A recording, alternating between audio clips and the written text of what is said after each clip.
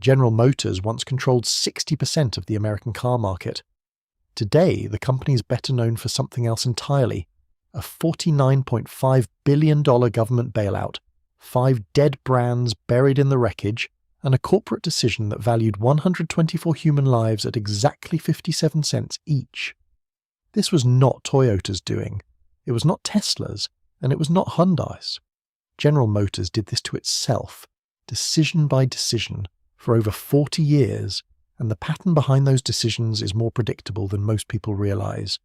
This is not a story about bad luck or foreign competition. It is the psychology of how the biggest car company on earth lost an entire generation of buyers, and why the evidence says they are making the same mistake again right now, out in the open, in real time. By 1981, the executives who once lived and breathed cars were gone from GM's top offices. Roger Smith took over as chairman that year, and he came from finance, not the factory floor. Smith did not see GM as a car company anymore. He saw it as a portfolio, and cars were just one asset inside it. In 1984, he spent $2.5 billion buying a computer services company called Electronic Data Systems from a Texas billionaire named Ross Perot. A year later, he spent another $5 billion buying Hughes Aircraft. His stated goal was for at least 10% of GM's annual worldwide revenue to come from businesses that had nothing to do with building cars. Perot became GM's largest shareholder almost overnight, and he hated the direction the company was taking. He said so publicly, loudly, and often, until GM finally paid $750 million just to buy back his shares and remove him from the boardroom. Getting rid of the one man loudly warning them they were making a mistake did not fix the mistake. It just meant nobody was left in the room to say it out loud anymore. Critics at the time accused Smith of prioritizing Wall Street optics over the factory floor, even as engineers said there was no budget left for basic quality improvements. Longtime engineers later described a culture where surviving the next round of budget cuts mattered more than building a car worth owning. That mindset, not any single decision, is what ended up running the company for the next 2 decades. While GM's leadership chased side businesses, its actual car lineup was quietly rotting from the inside. Engineers were told to cut costs everywhere, from the plastic on the dashboards to the sound insulation lining the doors.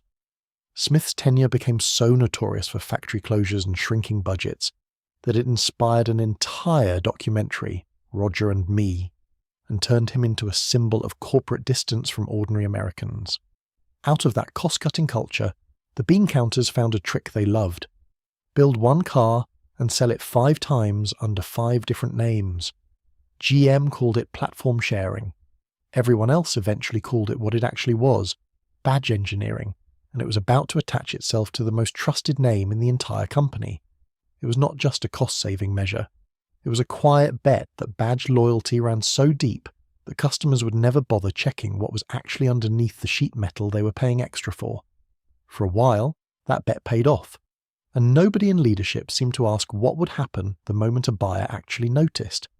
If your family ever owned a Chevrolet, a Pontiac, a Buick, or an Oldsmobile built during this era, you probably already have a guess where this story is headed. Tell us which badge it was in the comments, because what happened next is the moment an entire generation stopped trusting the badge on the hood. Engineers built a compact platform called the J-Body and dressed it up as 4 different cars. Chevrolet called its version the Cavalier. Pontiac called its version the J2000, later the Sunbird. Oldsmobile called its version the Firenze. Buick called its version the Skyhawk.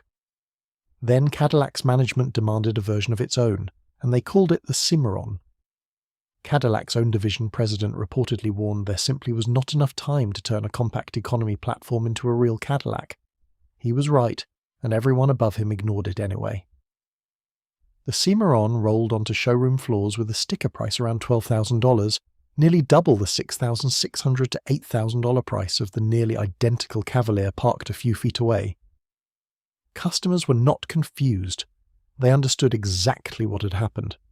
GM had taken its most prestigious badge and used it to charge people double for the same car, and buyers who thought Cadillac still meant something felt the insult personally. Cimarron sales collapsed from just under 26,000 units in its first year to just over 6,400 by the time GM finally killed it in 1988. The financial loss was small. The damage to trust was permanent. A generation of shoppers learned that a GM badge no longer guaranteed anything specific about the car underneath it. It just meant the same car wearing a different price tag, and that lesson did not stay contained to Cadillac. Automotive journalists mocked the Cimarron in print for years afterwards, and inside other car companies the name quietly became shorthand for exactly what happens when a parent company gets greedy with a luxury badge it has not earned the right to stretch. While GM was busy rebadging its own problems, a different story was unfolding in driveways across Japan. Toyota and Honda spent the 1970s and 1980s building a reputation for something GM had stopped prioritizing: reliability.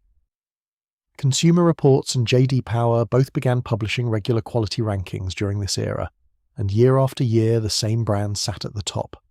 They were rarely the American ones. For a generation of Gen X kids and older millennials, this was not an abstract statistic. It was personal. Families bought a Chevrolet Cavalier or a Pontiac Grand AM because it was cheap and familiar, then watched it develop transmission problems, electrical faults, and rattling interiors before it ever crossed 60,000 miles. Meanwhile, the neighbour's Honda Accord or Toyota Camry kept running past 200,000 miles on nothing more than oil changes and new tyres. The gap showed up in resale value too. A 10-year-old Camry or Accord still commanded real money on the used market, while a GM compact from the same era was often given away or scrapped for parts. Buyers noticed that math just as much as they noticed the headlines. That gap did something no advertising campaign could undo. It rewired trust at the household level. Parents who grew up on Chevrolet started buying their own kids Toyotas, not out of loyalty to Japan, but out of simple math. A car that runs for 2 decades is worth more than one that dies in 5, even at a higher sticker price. By the time those kids grew up and started buying their own vehicles, GM had already lost the argument. Reliability had become the deciding factor in American car buying, and an entire generation knew exactly which badge to trust and which one to avoid. GM understood exactly what it needed to do to win them back, so the company tried something nobody expected. Saturn Corporation was created on January 7th, 1985, as a General Motors subsidiary built to feel like the opposite of General Motors. It got its own factory in Spring Hill, Tennessee, its own no-haggle pricing model, and its own identity that deliberately kept the GM name off the badge.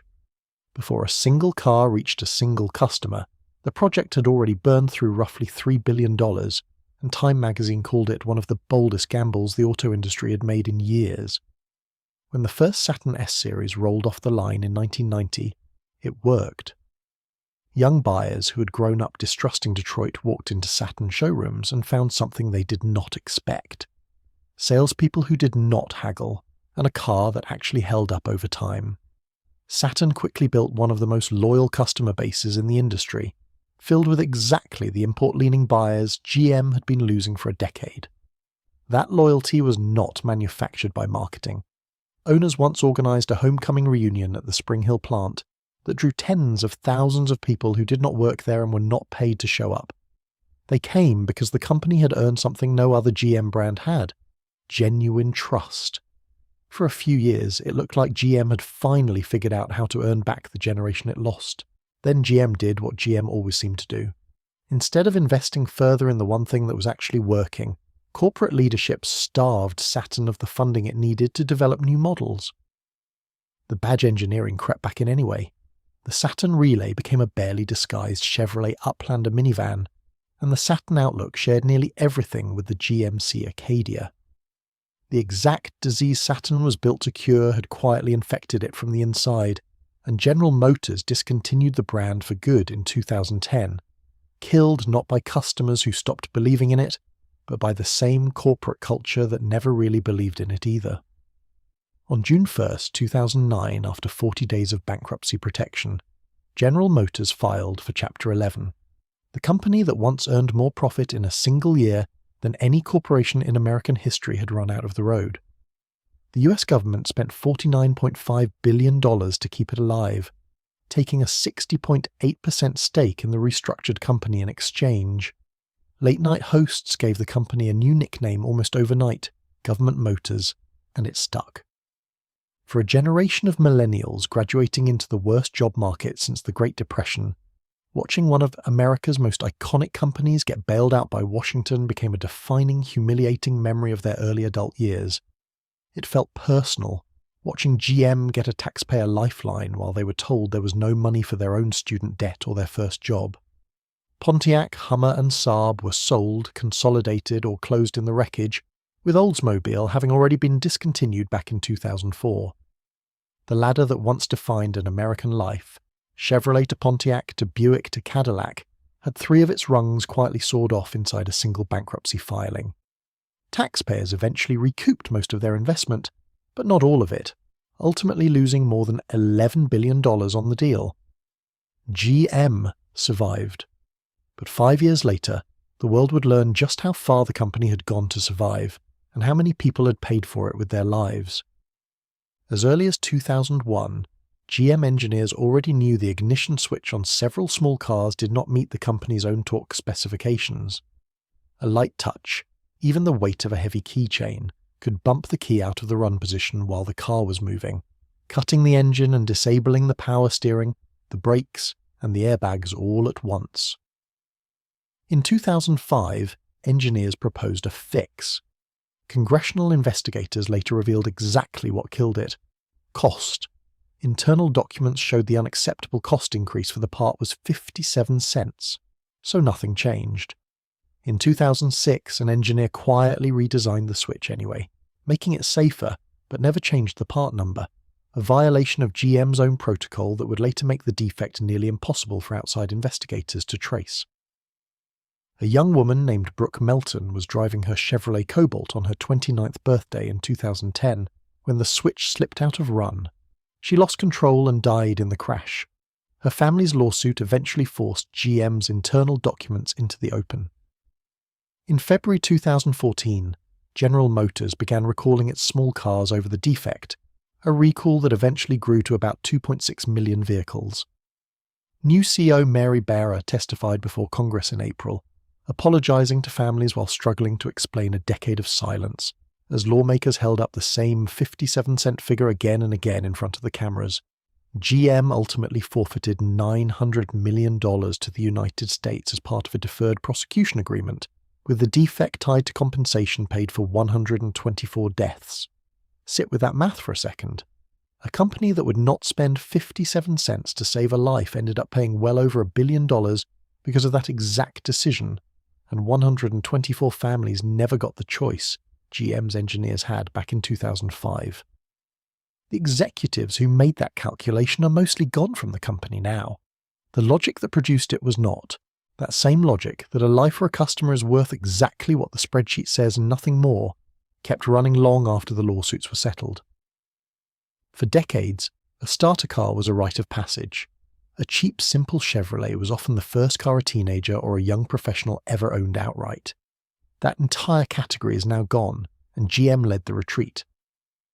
In 2019, GM shut down the Cruze and idled 5 plants that built the Cruze, the Impala, the Volt, the Buick LaCrosse, and the Cadillac XTS. The compact Sonic and the tiny Spark were phased out not long after. The math made sense on a spreadsheet, since compact cars carried thinner margins than SUVs and trucks. But by January 2026, the US market did not have a single new vehicle left, with an average price below $20,000. Meanwhile, GM's own truck lineup told the other half of the story. A fully equipped 2026 Chevrolet Silverado High Country carries an as-tested price just north of $80,000, and GM's overall average transaction price across all 4 of its brands sat above $53,000 in early 2026, well above the broader industry average. In the years since, GM has leaned harder into its most profitable trucks and SUVs, even as its cheapest models kept disappearing. The generation being priced out was not an accident. It was the trade GM chose to make. For a first-time buyer working a normal job, that price simply is not accessible. Killing the starter car did not just erase a product category. It locked an entire generation of first-time buyers out of the GM ecosystem before they ever had the chance to become loyal customers.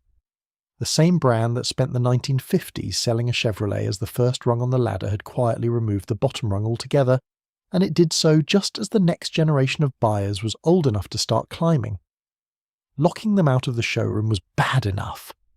What GM did next proved the disease had never actually been cured. It had just found a more profitable host. In October 2025, CEO Mary Barra confirmed what customers had feared since 2023. Apple CarPlay and Android Auto would disappear from GM's electric vehicles first, then eventually from every new vehicle the company builds, gas or electric alike, starting with the 2028 Cadillac Escalade EQ. The official reason was that switching between a car's native interface and phone projection felt clunky and distracting. The real reason was money. Industry estimates put the in-car software market GM was chasing at close to $18 billion a year, and the company was already pulling in roughly $2 billion annually from Super Cruise, OnStar and other software products, with deferred revenue climbing more than 90% year over year. Owning the entire dashboard meant owning that revenue stream too. Look at the shape of that decision, and it should feel familiar.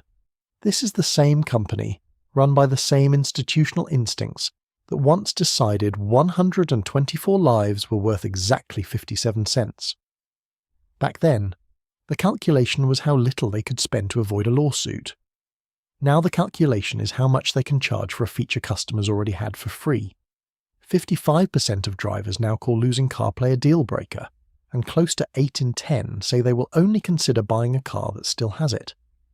When a third-party company built a plug-in device just to restore the functionality GM had stripped out of its EVs, GM shut that workaround down too. Customers did not see any of it as innovation. They saw a company charging them to take away something they already had, and some said publicly it was the reason they would never buy another GM vehicle again. The rollout spreads gradually across the whole lineup over the following years. It is, in miniature, the entire General Motors story on repeat. A company built on customer trust, choosing short-term revenue instead, betting that an entire generation's loyalty will still be waiting when the bill comes due. History has already told GM how that bet tends to end. The ladder is still standing in theory. Chevrolet, Pontiac, Buick, Cadillac. Except 3 of those rungs do not exist anymore, and the ones that survived are being climbed by people who trust a different badge entirely. GM did not lose that ladder to Toyota, or to Tesla, or to Hyundai. It soared off its own rungs, one bad decision at a time for over 40 years, and the evidence says nobody in Detroit has stopped soaring yet. Every chapter in this story followed the same quiet pattern. A short-term number won out over a long-term customer, and the bill for that trade always came due eventually, just later than anyone in the boardroom wanted to admit. If you made it this far, you already know GM's story better than most of Wall Street does. Tell us in the comments which decision you think was the real point of no return, and subscribe for the next deep dive into corporate America's biggest mistakes.